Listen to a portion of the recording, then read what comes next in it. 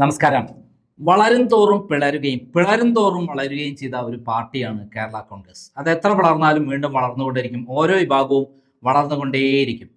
ഒരു വിഭാഗം U D എഫിലാണെങ്കിൽ മറുവിഭാഗം L D എഫിലാണെങ്കിൽ ഒരു ഭാഗം പിന്നെ ബി ജെ പിയിലായിരുന്നു. ഇപ്പോൾ കഴിഞ്ഞ തദ്ദേശ സ്വയംഭരണ തെരഞ്ഞെടുപ്പും ലോക്സഭാ ഇലക്ഷനും കഴിഞ്ഞപ്പോൾ ഈ കേരള കോൺഗ്രസുകളുടെ അന്ത്യകൂദാശ ശരിക്കും നടന്നിരിക്കുകയാണ്. കാരണം അത് പൂർണ്ണമായി തകർന്നിരിക്കുകയാണ്. അതായത് എറണാകുളം തുടങ്ങി അങ്ങോട്ട് ഉള്ള സ്ഥലങ്ങളിലാണല്ലോ അവരുടെ ശക്തി. പ്രത്യേകിച്ചും ഇടുക്കിയും പത്തനംതിട്ടയും കോട്ടയവുമാണ് ഈ പറയുന്ന കേരള കോൺഗ്രസിന്റെ ശക്തി കേന്ദ്രം. ആ ശക്തി കേന്ദ്രത്തിലെല്ലാം വലിയ വിള്ളലുണ്ടാകുകയും കഴിഞ്ഞ തവണ തദ്ദേശ സ്വയംഭരണ തെരഞ്ഞെടുപ്പിൽ ഇടുക്കിയിൽ 5 സീറ്റിൽ 5 സീറ്റും യു ഡി എഫ് വൻ ഭൂരിപക്ഷത്തിനാണ് ജയിച്ചിട്ടുള്ളത്. പ്രത്യേകിച്ചും ഇടുക്കി സീറ്റിൽ 15,000 വോട്ടിന്റെ ഭൂരിപക്ഷമാണ് അവിടെ യു ഡി എഫിനുള്ളത്. അതായത് റോഷി അഗസ്റ്റിന്റെ മണ്ഡലത്തിൽ യു ഡി എഫിനുണ്ടായ മുന്നേറ്റം തദ്ദേശ സ്വയംഭരണ തെരഞ്ഞെടുപ്പിലാണ്. ഇന്ത്യ അലയൻസ് റിപ്പോർട്ട് പ്രകാരം ഏറ്റവും ചുരുങ്ങിയത് 30,000 വോട്ടിന്റെ ഭൂരിപക്ഷത്തിൽ Idukki seat U D F നേടുമെന്നാണ്. ഇതേപോലെയാണ് പാലാ സീറ്റ്. പാലായിൽ U D F L D F തമ്മിൽ ഏകദേശം തുല്യ ഫൈറ്റാണ് തദ്ദേശ സ്വയംഭരണ തെരഞ്ഞെടുപ്പെങ്കിലും. പക്ഷേ അവിടെ മാണി സി കാപ്പനുള്ളപ്പോൾ അവിടെ അട്ടിമറി വിജയം യു ഡി എഫിന് തന്നെയാണ്. മാത്രമല്ല കാഞ്ഞിരപ്പള്ളിയിലാണ് പിന്നീട് ഉള്ളത്. കാഞ്ഞിരപ്പള്ളിയിൽ ഇത്തവണത്തെ തെരഞ്ഞെടുപ്പിൽ എൽ ഡി എഫിന് തന്നെയാണ് മുന്നേറ്റം. അവിടെ ഡോക്ടർ ജയരാജാണ് എൽ ഡി എഫ് കൺവീനർ കൂടിയ ജയരാജാണ് അവിടെ ഉള്ളത്. പിന്നെ ജോബ് മൈക്കിളാണ് ഇവിടെ ചങ്ങനാശ്ശേരിയിൽ.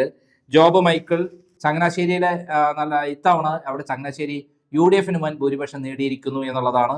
പിന്നെ ഉള്ളത് സെബാസ്റ്റ്യൻ കളത്തുങ്കൽ പൂഞ്ഞാർ. അവിടെ യു ഡി എഫ് 12,000 വോട്ടിന്റെ ഭൂരിപക്ഷമാണുള്ളത്. അതായത് നമ്മുടെ പി സി ജോർജിന്റെ നാട്ടിൽ.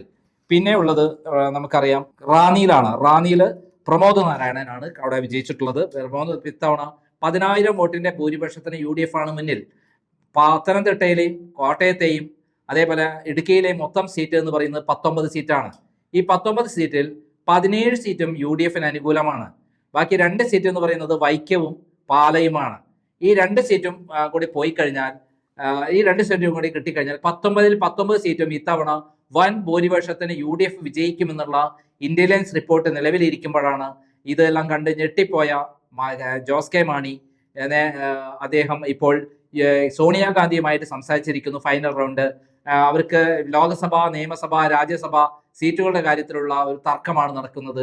എന്നാൽ ഇതിനിടയിൽ റോഷി അഗസ്റ്റിൻ പറഞ്ഞിരിക്കുന്നത് ഞാൻ അതിന് തയ്യാറല്ല എന്ന് പറഞ്ഞുകൊണ്ട് മാറിയിരിക്കുകയാണ്. സത്യത്തിൽ ജോസ് കെ മാണിയെ വിട്ടിട്ട് റോഷി അഗസ്റ്റിന്റെ നേതൃത്വത്തിൽ, ജയരാജന്റെ നേതൃത്വത്തിൽ 5 MLA-മാരും ഒരുമിച്ച് യു ഡി എഫിലേക്ക് പോകാൻ റെഡിയായി നിൽക്കുന്ന സന്ദർഭത്തിലാണ് ജോസ് കെ മാണിയുമായിട്ട് ഇങ്ങനെ ഒരു സംസാരം വരുന്നത്. ജോസ് കെ മാണിയെ വന്നപ്പോൾ റോഷി അഗസ്റ്റിന് വേണ്ടത്ര പ്രാധാന്യം കിട്ടില്ല എന്നുള്ളതുകൊണ്ട് റോഷി അഗസ്റ്റിനും അതേപോലെ പ്രമോദ് നാരായണൻ, റാന്നി MLA പ്രമോദ് നാരായണനും ഇപ്പോൾ എൽ ഡി എഫിൽ ഉറച്ചു നിൽക്കാം എന്നുള്ള തീരുമാനമെടുത്തിരിക്കുന്നു. അതിന്റെ ഒരു കാര്യമാണ് ഇപ്പോൾ ഫേസ്ബുക്ക് പോസ്റ്റിൽ വന്നിരിക്കുന്നത്. മാത്രമല്ല ഈ മധ്യമേഖലയിൽ നടക്കുന്ന അങ്കമാലി മുതൽ അങ്ങോട്ട് നടക്കുന്ന മധ്യമേഖല ജാഥയിൽ, എൽ ഡി എഫ് ജാഥയിൽ നേതൃത്വം കൊടുക്കേണ്ടത് ജോസ് കെ മാണിയാണെങ്കിൽ ഇത്തവണ അദ്ദേഹം തയ്യാറല്ല. മാത്രമല്ല തിരുവനന്തപുരത്ത് കേന്ദ്രത്തിനെതിരെയുള്ള സമരത്തിൽ പങ്കെടുക്കാൻ പോലും അദ്ദേഹം തയ്യാറായില്ല. മാത്രമല്ല എൽ ഡി എഫിന്റെ മീറ്റിംഗിൽ പോലും അദ്ദേഹം പങ്കെടുത്തിട്ടില്ല. അങ്ങനെ എല്ലാ അർത്ഥത്തിലും കെ സി വേണുഗോപാലിന്റെ കെ സി വേണുഗോപാൽ മുൻകൈ എടുത്ത് ചർച്ചകൾ നടന്നുകൊണ്ടിരിക്കുന്നു. അങ്ങനെ വരുമ്പോൾ 3 MLA-മാർ ജോസ് കെ മാണിയോടൊപ്പം യു ഡി എഫിൽ ചേരാൻ പോകുന്നു എന്നുള്ളതാണ് ഏറ്റവും പുതിയ വിവരം. എന്നാൽ ജോസ് കെ മാണിയെ വിട്ടു നിൽക്കുകയാണെങ്കിൽ 5 MLA-മാർ പ്രത്യേകമായിട്ട് അവർക്ക് ആ 5 സീറ്റും കൊടുക്കാമെന്നുള്ള ധാരണ കൃത്യമായി യു ഡി എഫ് കൊടുത്താൽ ആ സീറ്റിൽ അവർക്ക് മത്സരിക്കാൻ എന്നുള്ള രൂപത്തിൽ അവർ ഈ കോൺഗ്രസിൽ ചേർന്നുകൊണ്ടോ അല്ലെങ്കിൽ പ്രത്യേക പാർട്ടി ആയിക്കൊണ്ടോ മാറാനും തയ്യാറാണ് എന്നുള്ളതാണ് യഥാർത്ഥ സത്യം. ജോസ് കെ മാണിയെ ഒഴിവാക്കിക്കൊണ്ടുള്ള ഒരു ധാരണയാണെങ്കിൽ ഈ 5 MLA-മാരും ആരുടെ കൂടെ നിൽക്കാൻ തയ്യാറാണ്? റോഷി അഗസ്റ്റിന്റെ നേതൃത്വത്തിൽ ഒറ്റ ബ്ലോക്കായി യു ഡി എഫിൽ നിൽക്കാൻ പോകാനായി. അപ്പൊ അതായത് എന്തായാലും ജോസ് കെ മാണി കൂടെ നിൽക്കുകയാണെങ്കിൽ 3 MLA-മാർ ഇവിടെ ഉണ്ടാവും. അതായത് മൈക്കിളും അതേപോലെ ജോബ് മൈക്കിളും അതേപോലെ ജയരാജും അതേപോലെ കളത്തിങ്കലും, പൂഞ്ഞാർ MLA കളത്തിങ്കലും ഉണ്ടാവും. അപ്പൊ ഈ 3 പേരും ഒരുമിച്ച് കൂടെ നിൽക്കാന്നുള്ളതാണ്. ഇവർക്ക് ഇപ്പോഴും മനസ്സിലായ കാര്യം, അടുത്ത തവണ നിയമസഭാ തെരഞ്ഞെടുപ്പിൽ ഒരു കാരണവശാലും എൽ ഡി എഫ് ജയിക്കാൻ പോകുന്നില്ല. ഇവിടെ അത്രയും വലിയ ട്രെൻഡാണ് ഈ മേഖലകളിൽ നടക്കുന്നത്. ചിലപ്പോൾ 25,000, 30,000, 40,000 വോട്ടിന് ഈ മേഖലകളിൽ യു ഡി എഫ് വിജയിക്കാൻ സാധ്യതയുണ്ടെന്നുള്ള കൃത്യമായ ഇന്ത്യ അലയൻസ് റിപ്പോർട്ട് തന്നെ വന്നിട്ടുണ്ട്. പ്ലസ് കഴിഞ്ഞ വർഷത്തെ തദ്ദേശ സ്വയംഭരണ തെരഞ്ഞെടുപ്പിൽ എല്ലാ മേഖലകളിലും വൻ മുന്നേറ്റമാണ് യു ഡി എഫ് കാണിച്ചു വെച്ചിരിക്കുന്നത്. ഈ സന്ദർഭത്തിൽ ഏറ്റവും പെട്ടെന്ന് മാറിയില്ലെങ്കിൽ അടുത്ത നിയമസഭാ ഇലക്ഷനിൽ കേരള കോൺഗ്രസ് മാണി ഗ്രൂപ്പ് എന്ന പാർട്ടി ഇല്ലാതാകും. എന്തായാലും ഇതിൽ ജോസഫ് ഗ്രൂപ്പിന് വലിയ എതിർപ്പുണ്ട്. അവരെ വരണ്ട എന്നുള്ളതാണ് തീരുമാനം. അവർ ജോസഫ് ഗ്രൂപ്പ് പറയുന്നത്. എന്തായാലും കേരള കോൺഗ്രസ് മാണി ഗ്രൂപ്പ് എന്തായാലും ഇത്തവണ LDF-ൽ ഉണ്ടാവില്ല.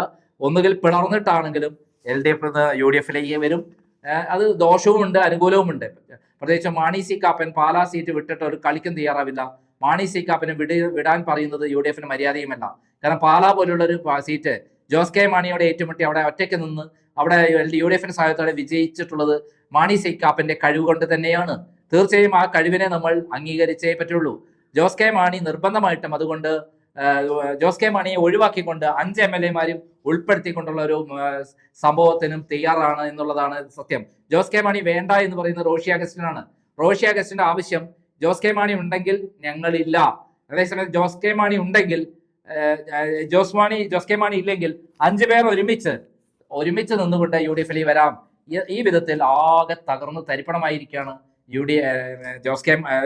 കേരള കോൺഗ്രസ്.